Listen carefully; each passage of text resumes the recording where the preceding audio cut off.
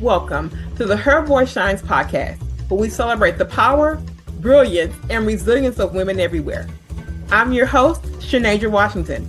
Join us as we share inspiring stories and insights from extraordinary women who have found their voice and are making a difference.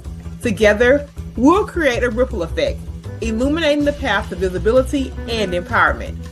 Let's break barriers, shatter ceilings, and lift each other up.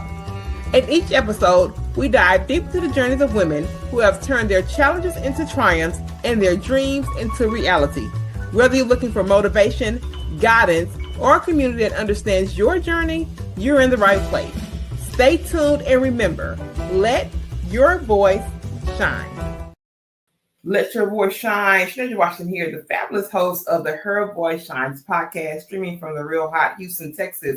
And let me tell you something, I am recording this on a Monday, and I've come back from a very fabulous and refreshed weekend. I'm so happy to be here. It's the best podcast on the planet.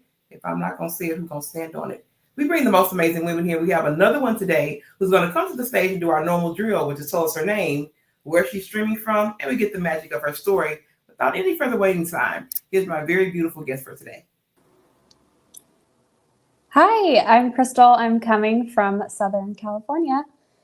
And a little about me. So I grew up playing sports, and it was some of my best and my worst memories. But I grew up in a household where college was not pitched as an option, but I had no idea what I wanted to do when I grew up. So I had no idea what I wanted to study. And like anyone who has no idea what to do, I picked psychology. And then a few years later, I changed my mind again, and I missed sports, and I picked kinesiology, which is the study of human movement. And when I was towards the end of undergrad, I took this class in sports psychology, which I had never heard of before, but it combined the two things I had been studying, which basically was like, how do you perform mentally? Like, what do you need to do mentally to perform your best in sport or otherwise? And I was hooked. So I jumped pretty much straight into a master's program in performance psychology, where I got to learn more and work with a lot of different types of people, from youth athletes to businessmen and women to collegiate athletes and military members.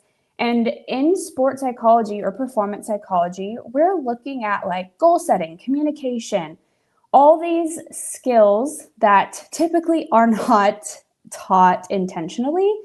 And I realized that like I was one of those athletes that would have benefited so much from learning these skills that I wanted to be able to give back. And I just remembered this coach screaming at us during a water polo game that, this is 90% mental, get your head in the game.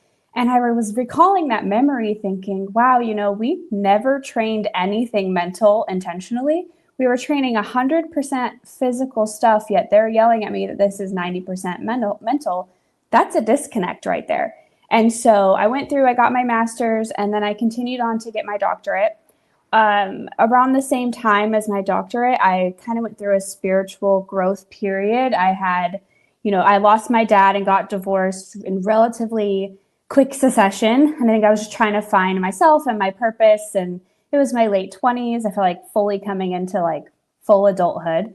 And through my spiritual growth journey, I found human design. And I had always been into personality type tests, but this one hit different. It just really made me feel seen. And I realized could personalize my approach so much more to my performance optimization. I personally had been taking all of my own advice and all the things I learned in school, and still felt like I was, like hitting my head against the wall in a few areas.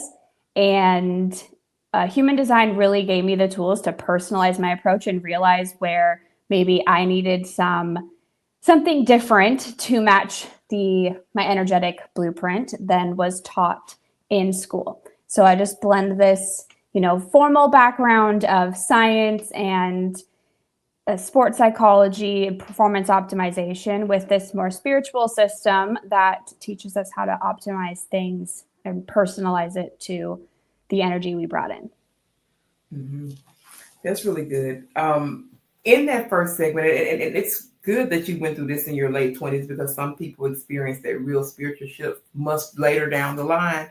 It may have been harder because you were younger, but it's really a blessing that you were able to have such a shift at a young age. I tell people my shift probably started around 2020.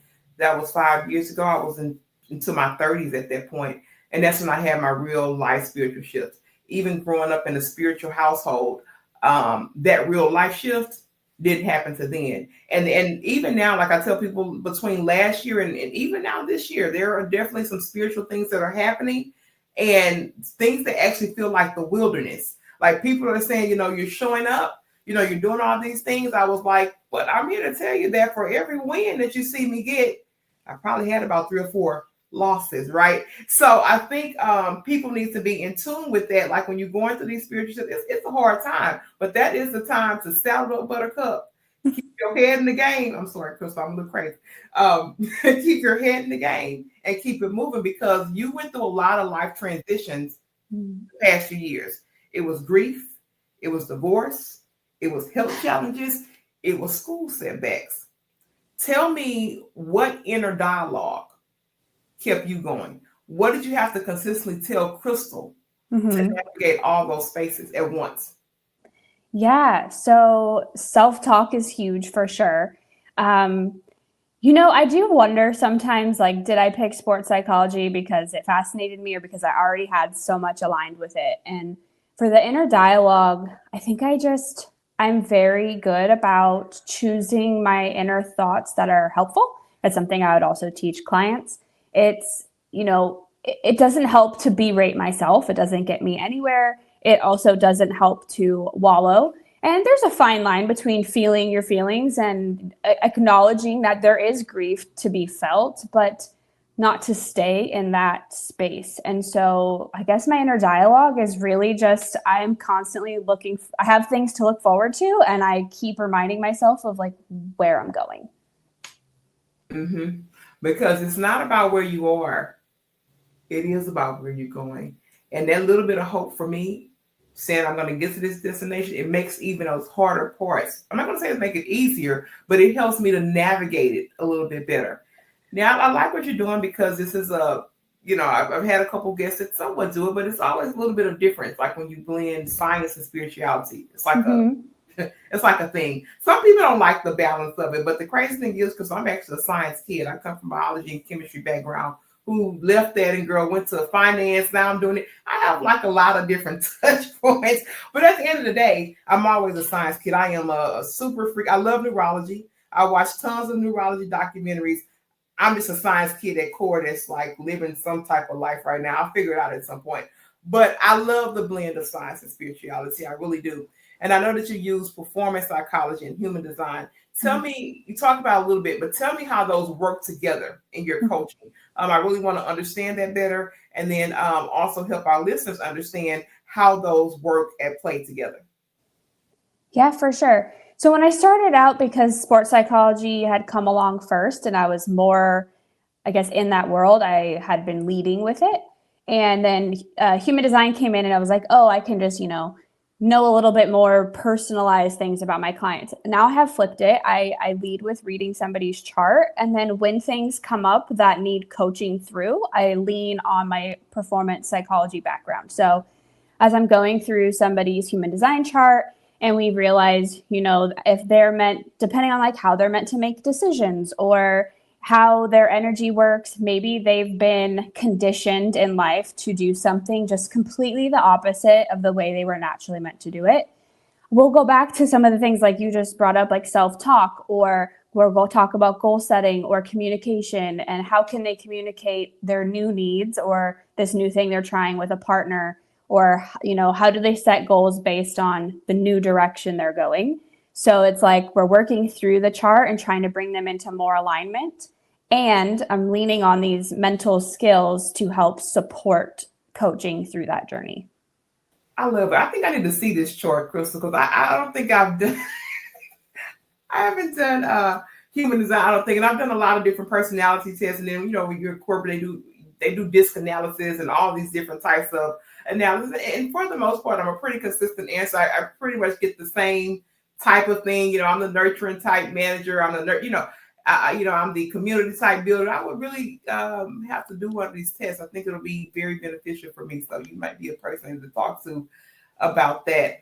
I saw this in your information. You talked about boundaries. Oh, girl, I'm still walking out on boundaries now, Krystal, because you talked about boundaries being essential. And my God, they really, really are. How do you go about setting and learning boundaries for yourself? You know, the number one thing it relates to when I talk to women, particularly younger women, you know, they may say a bunch of different things, but it always comes back to this. I say, well, why did you say yes, baby? Why did you take that on? Why did you why did you do this? Why did you do that? Lots of it comes down to boundaries and a lack thereof of boundaries.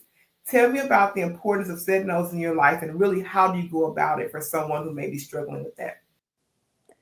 Totally. I say, a recovering people pleaser. I think a lot of the challenges that I came about during that spiritual growth time came from having had a lack of boundaries. I didn't know who I was, what I liked. I couldn't even remember a hobby I had because I had just, said yes to all these things other people wanted in order to try to please them. And yes, it's hard. It's really hard if you are not used to setting boundaries. And I think having some grace with yourself is first and foremost important. Sometimes starting with the small things too. Is there a way that you can have a boundary that you don't even need to say? You just show up differently. You interact differently. Maybe you stop saying yes to things you want to say no to, versus boundaries. Often, at least what I see, on the social media psychology is tell this person that you can't do this thing anymore. It doesn't always have to be quite so much, especially when you're just starting out. You show up differently. You have boundaries with yourself. You are deciding to make decisions that are in congruence with or aligned with what you truly want. But it takes some self-awareness and some self-reflection and some, I say, nervous system regulation to really get through that, because most of us don't have boundaries because I would say we're afraid of being abandoned. We're worried that this thing we want or this thing we want to say no to, that's going to disrupt or ruin a relationship with somebody else. So definitely learning some nervous system regulation and starting with some small things where you can. Yeah, sure. And I think it's so much harder these days and time. And I was just telling my grandmother, I said, man, I'm just so happy I'm not a teenager during this time. I'm just so happy that I grew up in a different time frame, because it's just so many different pressures that I didn't particularly deal with when I was a high school, middle school, even elementary school student, Krystal. It's just so different. And I think that young women in this particular time frame that is a young adult, it's just a lot harder because there are just so many external stimuli. There's so many things to get involved into. So me personally, one of the things that I put on my list for next year is that I really have to get involved and be a board in some type of young women's mentorship program, because it needs to start a lot earlier. Like while I'm in this phase, and it's very good to pour into women that are, in my age group in terms of peers, but to really, really switch this thing around and really plan it, I have to start a little bit earlier. So I'm working that into it, because when I ask these questions and women are saying it, I'm always thinking about that young woman that's 18 to 21. It's like, girl, it's so much stuff. It's so much stuff going around you. I am terrified for you. You know what I'm saying? So it's so important that we learn that, and we are making decisions that basically keep us connected and rooted to who we're called to be. And the thing about it, Krystal, many of them, they don't know who they're called to be. They haven't had that spiritual shift yet. That's why I tell people when women come on here and I ask them, what are you doing? I say, it's so much stuff in the world. You mean to tell me there's nothing else you can do to make this world a better place? You have to tell me something different. But thank you for that. Now, did I look in your information and was there something in there about you living in a mold infested environment? I said, wait a minute. Did I read this right? I have to ask her about this, because there's nothing to play with. Mold is, I stay in Houston, Texas, so we've had lots of hurricanes. We get lots of flooding, and that's the first thing, because even in the house I lived in before I moved in, it had when we get the last hurricane that it was in, we had water that was I think 10 inches up. So we have a lot of issues with mold in the Houston area. Tell me about that situation and really tell me about the emotional and physical toll it may have taken on you. Because the fact that you included, I said, let me ask you about that and really what kind of drove that situation and how you navigated it. Yeah, it actually came right after I would say I had gotten the healthiest. I had really, processed losing my dad. My divorce had been finalized. I had started, as one does, like doing CrossFit, working out regularly. I got into the best shape of my life. And all of a sudden, I was gaining a lot of weight. And I was like, I know that I'm not making any like bad health choices. It's not that. And when I realized my dog had also put on a ton of weight, I was like, there's something environmental going on. Like, there's no reason that both of us would be just like gaining weight. I have a snack here or there. He doesn't. So, but either way, like it was nothing that would contribute to what was happening. And so I was no longer able to work out. I had days, honestly, at my job where I would be on a phone call. I would hang up the phone. A coworker would say, "Oh, hey, what did they want?" And I would look at them like, "I don't remember." And they're like, "What do you mean you don't remember? You just hung up." And I'm like, "I don't know. I had no idea the conversation I had 30 seconds before." It and it came in waves. It wasn't like that is how I felt every second of every day, but that was happening more and more frequently. And then I had nights where like I couldn't breathe through the night, and I finally was, realized there was a huge problem, and I had my apartment checked. We hadn't had any. I live in like the desert, so there's no humidity. There's no hurricanes. We hadn't had any obvious plumbing issues. It wasn't neglect. It actually ended up being a very slow drip leak down like the back under a cabinet that just wasn't visible. And clearing that up made a huge difference. But yeah, I mean, it was very emotional, both because of, I guess I felt like how much I lost physically, having gone from being in the best shape of my life to being like some days barely able to walk down the stairs, to also the mental, because I had, I'm finishing up a doctorate right now. I had taken a break between 2020 and 2023, but not having like the mental faculties I was used to having also it was very, very challenging. Wow. Yeah, because that was kind of like a curveball. Because I look at the information you guys sent, and I said, I have to ask you about that, because I mean that's an extra layer of that navigation I was telling you about. Because I talked about the grief and the divorce and the school stuff. Living with mold is a whole different challenge, outside of that. So, Krystal, yeah, you weathered some storms for sure. And the last part that you mentioned about the mental aspect is an excellent segue, because I was going to ask you about mental training. You mentioned mental training. What does that look like in everyday practice? And how do you tell somebody what that really is if they haven't had a background of knowing mental training? Yeah. I have found for sure that this is one of my biggest challenges as a business owner, is I'm combining two modalities that people have never heard of either. And so for the mental training, I would say it is very weird. Especially legally I'm not a licensed psychologist, so I'm not really allowed to use sports psychology as like a terminology, because people could be confused and think that I'm a clinical psychologist, and I'm not. So yeah, so mental skills training is or mental performance is what the default is. And I really end up just describing it. So we're talking about, how do you set goals? How do you focus your attention on the right thing? How do you communicate well? How do you manage your energy or your stress during performance? What kind of routines do you have? Like, what are the thoughts going through your mind, and are they helping your performance or are they hurting it? And so I get more into the, I guess, parts of mental training so people can understand what we're talking about. Because most people are familiar with all of those terms and skills. And just like I was, they have never intentionally trained them. Have you ever actually sat down and written out like not just your long-term goals and your vision, but like the steps to get there? That's part of the goal setting process.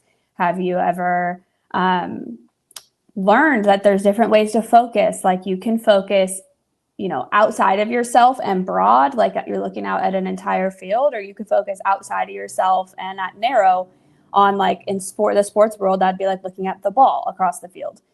You can focus internally broad, so you could be scanning your whole body, or you can focus internally narrow and focus on your breath. So there's just some things that people have never been intentionally taught and that they can utilize to help themselves in their performance. And even performance as a term itself, while sport, it seems to be the easiest one to relate to people, this is applicable in your job, in parenting, in, just the way we relate to people and show up in the world.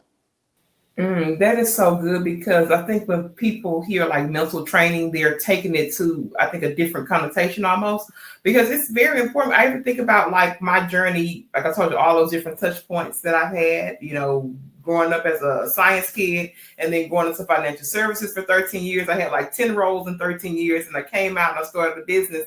And I was like, to be honest, like, it's not really about any of those job titles or any of that. It's really my mental capacity and how I process information.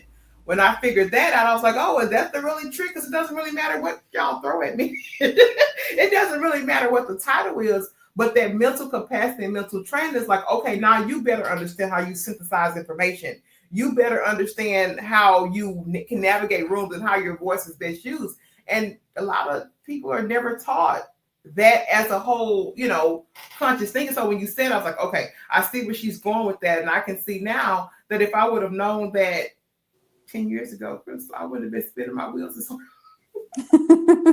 I wouldn't have been spinning my wheels as hard, because I would have just understood that, it's really not about chasing this and this. It doesn't matter where they plop you. If you understand how you learn, it doesn't really matter about the thing. The thing is just a thing. You and how you go. So I thought that was very powerful. I would definitely want you to walk that out. Now, I want to talk about this one, because you said that you feel like you're on an island as an ambitious entrepreneur. Mm-hmm.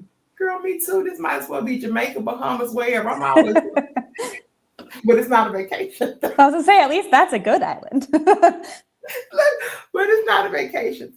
You said that you feel that's how you feel in your current circle.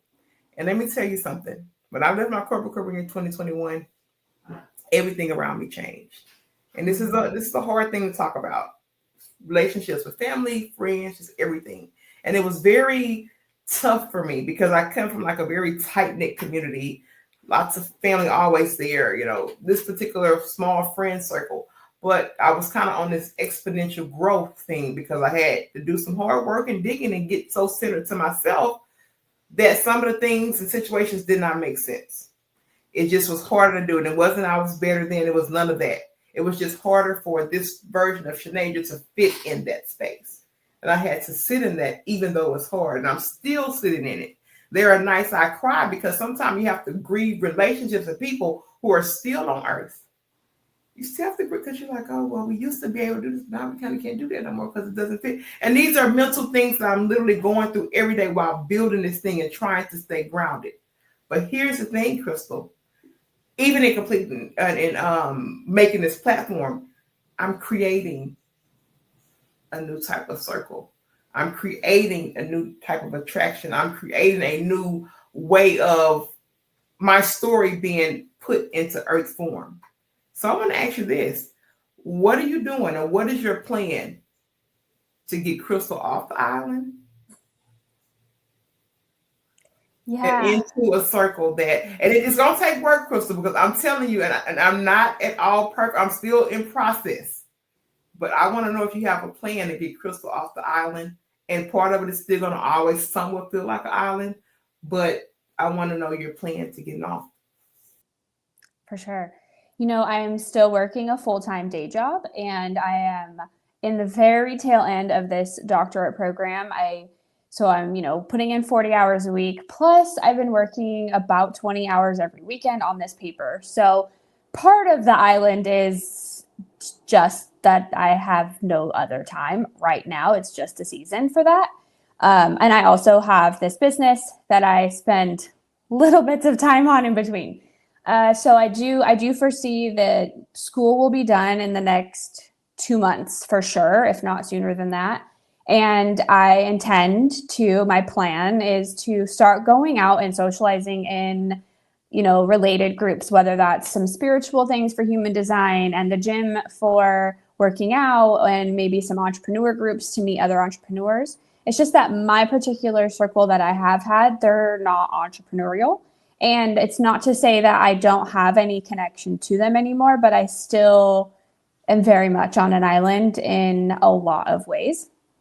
And I feel like you said, like I not all of those relationships, I have some that have been grieved or need grieving, and I have some that are still present but feel very disconnected.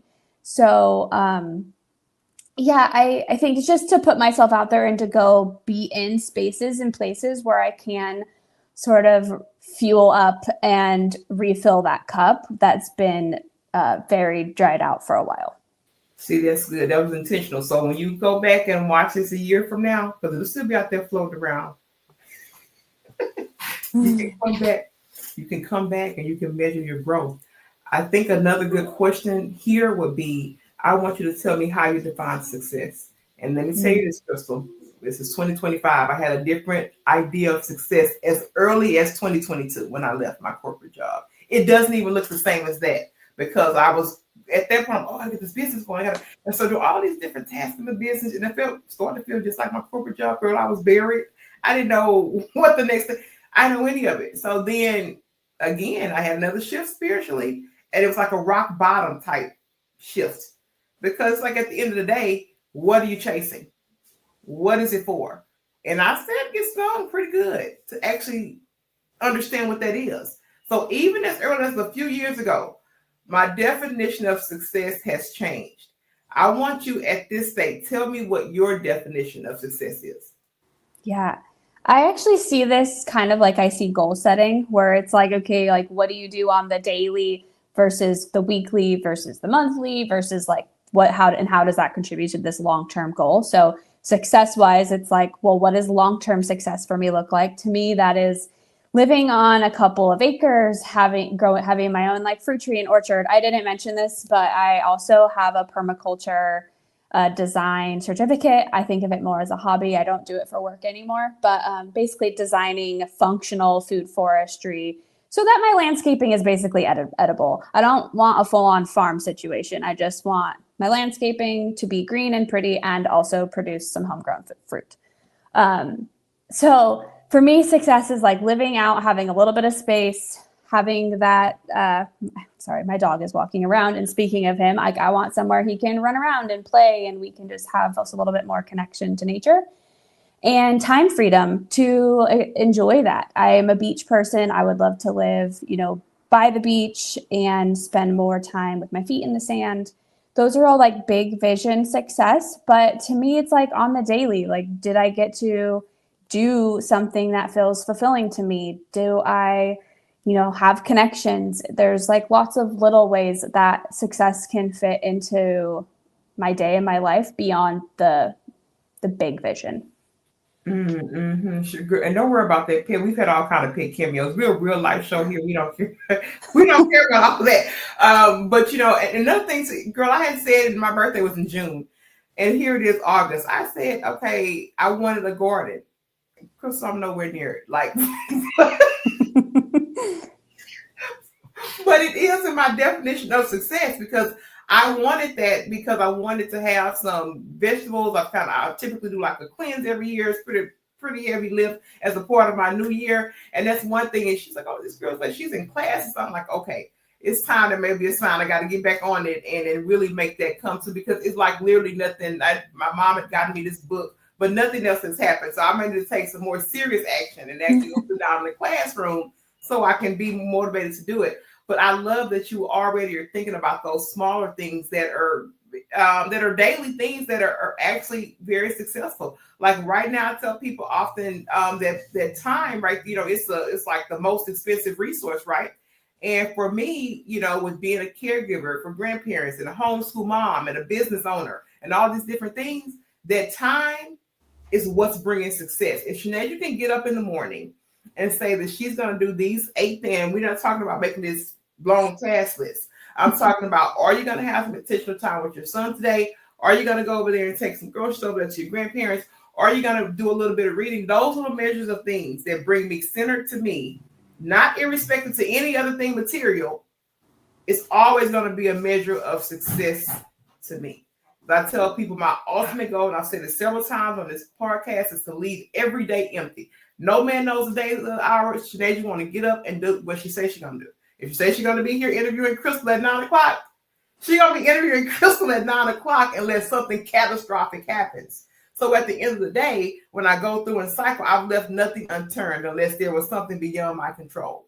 And that to me is going to be my measure of success. Because if you don't get something that's rooted in you, the standards are always changing for other people. So you can't put your success ideology or your measure in someone else's. So I'm happy to know that you're already doing that work. And I love where your success-driven mindset is going. And may it continue to flourish and be representative of Krystal and nobody else. All right, Krystal, this is the part of our show where I want to have a clean segment. I want you to give us just where we can connect with you. Give us another 1 or 2, maybe 1 to 3 liner about the service that you provide for your business. And then we just want to have a clean segment so we know where to find you should someone need to reach out to you. Yeah, so Instagram is where I'm most likely to hang out and post, and my Substack. So, but if all my links are in Instagram, that's probably the easiest. So my Instagram is Krystal, and that's Krystal with a K, and my last name. So Krystal.Kohlberg, Kohlberg. And my links for everything else are in there. Substack is where I've been writing my long form content, or where I intend to, pending school ending. And my work is I work with individuals, couples, and businesses, combining the sports psychology and the human design. So I help people optimize the way they work, or the way they love, and the way they show up in the world, and, you know, reduce resistance in their life and support them to find their flow along the way. I love it. Let me tell you something, Krystal. I am, again, thankful that you came. I do not take this place lightly. You should be able to tell I love it. If you say I don't love it, something's wrong. I love this place. It creates the most beautiful connection, and I meet the most beautiful women. This is the part of our show we cue to you for final thoughts. We tell us to give us some great parting words to leave this space with, and something that really captures the essence of Krystal. I'll go over to you for final thoughts, and I'll be back to close the show. Over to you. You know, one of the biggest takeaways and the reasons I do what I do is because I was someone who tried to do everything the right way. I did everything people told me, and it still wasn't working. I felt like I was burning out and getting nowhere, even though I was doing things right. And so I really just want people to know that they are a unique individual, and that they deserve to show up and do things in their own unique way, and that it is okay if your way is not the way everyone else has said you should be doing things. Absolutely. I love that. And I want to tell everyone in the Her Voice Shines podcast, I always thank you for being here. And like the church folks say, I love you. Ain't nothing you can do about it. And we'll be back in really no time with another amazing woman. We thank Krystal for being here. And until then, we love you, and we'll be back next time.